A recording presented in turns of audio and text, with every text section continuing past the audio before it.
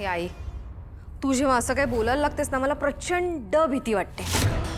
तू खरंच आईंची म्हणजे त्या म्हातारीची अवस्था त्या थिरण्यासारखी करणारेस का? अर्थात दोघा नवरा बायकोंना असं ढकल गाडीत बसवून दाखवून देईन ही कामिनी काय सत्ता चालवते ते. त्या अन्नपूर्णेने माझ्यातल्या सैतानाला जाग केलंय. मग तो असाच थैमान घालणार आणि हिच्या आयुष्याची राख रांगोळी करणार. पण आई, हा नयनताराचा फोटो कशासाठी? रागिणी, म्हातारीने काय सांगितलं होतं? काय? जर का नयनताराने तुम्हाला माफ केलं, म्हणजे आपल्याला माफ केलं आणि आपल्याबरोबर पुन्हा काम करायची तयारी दाखवली तर आणि तरच आपली बँक खाती पुन्हा चालू होतील. कळलं? त्यामुळे आता पहिलं टार्गेट नयनतारा इनामदार. नयनतारा नावाच्या राक्षसाला आधी बाटलीत उतरवावं लागेल. पण आई, तू नयनताराला चांगलीच ओळखतेस. माफ काय, ती तुला समोर उभी पण करणार नाहीये. इम्पॉसिबल. आणि हीच अशक्य गोष्ट आपल्याला शक्य करून दाखवायची. कशी? आणि हे सगळं करण्यासाठी आपल्याला उद्याच्या उद्याच नयनताराच्या घरी जावं लागेल. त्यामुळे अकाउंट सुरू करायची असतील आणि हातात पैसा हवा असेल तर वाटेल त्या अपमानाला आपल्याला सामोरं जावं लागेल. वेळप्रसंगी मानहानी झाली तरी देखील ती भोगावी लागेल, पण आपल्याला ते करावं लागेल. Target number 1 Nayantara Inamdar.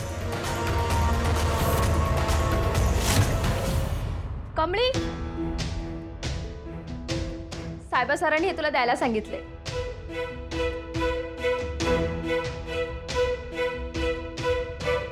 हे काय? मला काय माहित.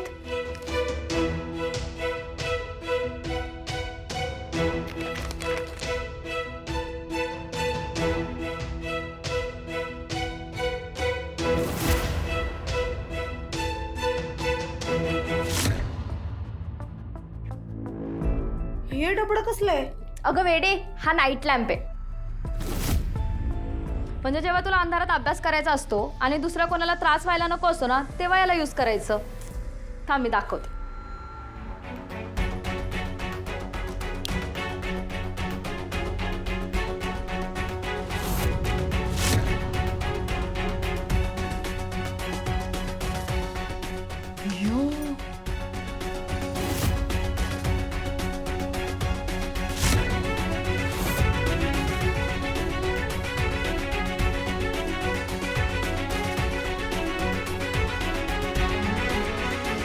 आता तुला कोणीही कितीही त्रास देण्याचा प्रयत्न केला तरी तू या नाईट लॅम्पवर रात्रभर अभ्यास करू शकतेस.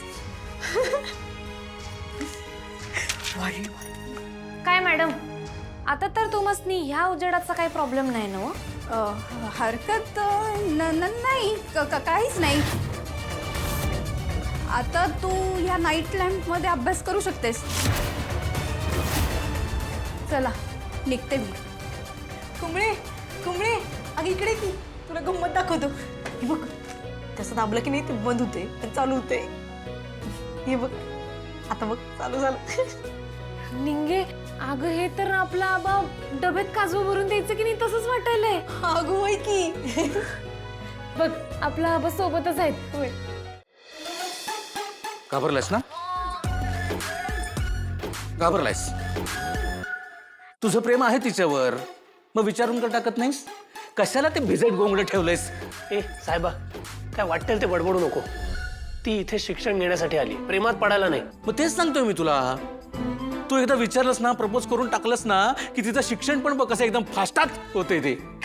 अरे तसंच असतं मित्रा, म्हणजे प्रेमात पडलेला माणूस काहीही करू शकतो.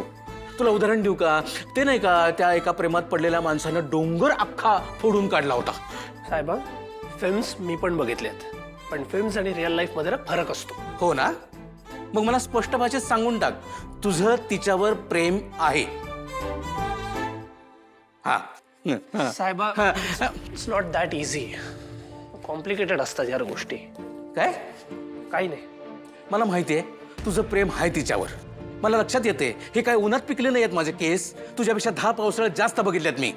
ऐक ना, तुला तिची किती काळजी आहे ना ते दिसत होतं बरं का.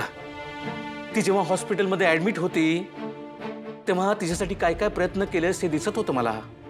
कुणाला फोन केलीस, रक्तासाठी किती धावपळ केलीस, आपल्या मित्रांवर पण चिडलास रे. येतंय की माझ्या लक्षात किती काळजी येते. तिचा नीट रात्री अभ्यास व्हावा म्हणून तिला नाईट लॅम्प गिफ्ट केलास. तिने जरा जरी हाक मारली ना तरी एखाद्या कोकरासारखा धावत जातोस तिला मदत करायसाठी.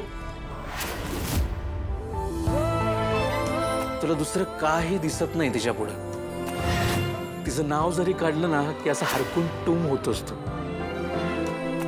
असे डोळे चमकायला लागतात, खाचत नुसतं असं धस्स करायला लागतं. मित्र एक सांगू, एखाद्यासाठी तोंडावर हसू येणं ही नॉर्मल गोष्ट आहे, पण एखाद्यासाठी डोळ्यात पाणी येणं म्हणजे काळजात खर करण्यासारखं आहे. आणि यालाच प्रेम असं म्हणतात. आता मला सांग, तुझं कमळीवर प्रेम आहे ना? आहे ना? विचारा आपल्या काळजाला विचारा की ऋषी, माझं कमळीवर प्रेम आहे की नाही? आहे ना? उत्तर आहेच असं येणार आहे.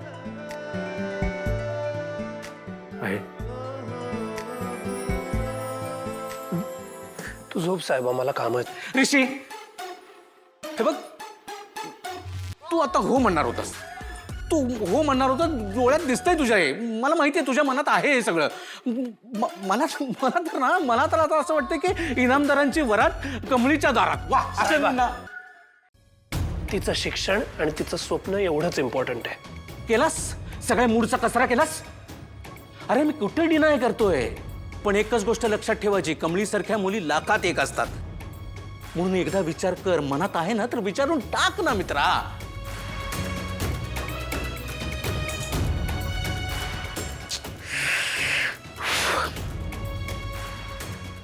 ऋषी, हे बघ, नाही, मला काय वाटतंय माहिती का, मी असं म्हणत नाहीये की जा लगेच प्रपोज कर, लग्न कर, चूल आणि मूल असं खेळत बसा, असं म्हणत नाहीये मी तुला. मला तर असं वाटतंय की कमळीसारखी मुलगी अशी पटकन कुणावर विश्वास नाही ठेवणार. आणि तिनं तुझ्यावर विश्वास ठेवलाय याचाच अर्थ असा की तिलाही तू आवडतोस. आणि ती गावाकडनं आलेली मुलगी आहे रे, ती स्वतःहून प्रयत्न नाही करणार की नाही विचारणार. म्हणून तू एक प्रयत्न करणं फार गरजेचं आहे. तू विचार, ती हो म्हणते की नाही बघ, माझा विश्वास आहे. इकडे मॅडम बघ ना, अरे मॅडमना सुद्धा ती आवडते.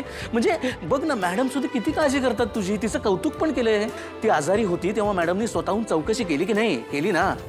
मला तर असं वाटतंय सासूतून दोन बी राजी आहे. साहेबा, तुझ्या स्टोऱ्या आता बास कर.